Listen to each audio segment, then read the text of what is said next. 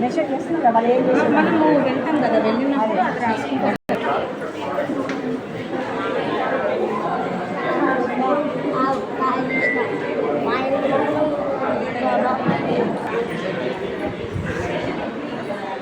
వివిధ పాఠశాల నుంచి ఇచ్చేసినటువంటి బోధనోపకరణ సామగ్రి అందరికీ కూడా శుభ స్వాగతం తెలియజేసి వారికి బ్యాడ్ చేసిస్తున్నాము. అలాగే ఇంగ్లీష్ నుంచి Sharada madam and Kalyani madam ఇద్దరు